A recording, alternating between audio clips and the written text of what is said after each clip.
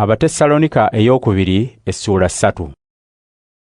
Ekyenkomerero, abooluganda mutusabire, ekigambo kya Mukama kiryoke kyeyongere okubuna amangu era kiweebwe ekitiibwa nga bwe kyali mu mmwe.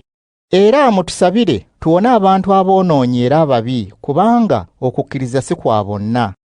Kyokka Mukama waffe mwesigwa, alibawa amaanyi mmwe era alibawonya omubi. Tubeesiga kubanga muli ba Mukama, ne tukakasa nti mukola era munaakolanga ebyo bye twabalagira.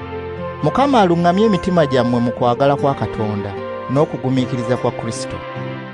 Kale baganda bange, tubalagira mu linnya lya Mukama Yesu Kristo, mwewale abooluganda abagayaavu era abatagoberera ebyo bye twabayigiriza mmwe. Mmwe mwennyini mumanyi bulungi nti musaanidde okukola nga ffe bwe twakolanga. Bwe twali nammwe tetwali bagayaavu. Tetwalyanga mmere ya bwereere, wabula twakolanga nnyo nga tufuba emisana n'ekiro, tuleme okukaluubirira wadde omu ku mmwe. Tetugamba nti tekyanditugwanidde, wabula twayagala kubawa kyakulabirako nammwe mukolenga nga ffe. Ne bwe twali nga tukyali wamu nammwe, twabalagira nti agaananga okukola emirimu n'okulya talyanga.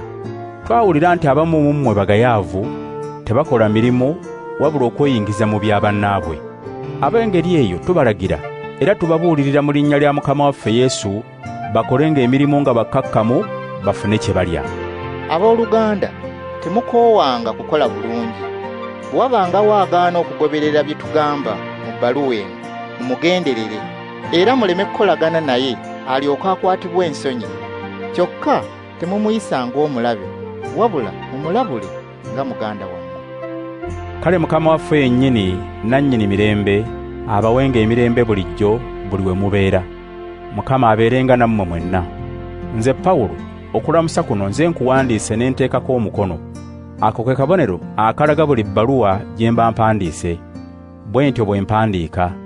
Mukama waffe Yesu Kristo abakwatirwenga ekisa mmwe mwenna.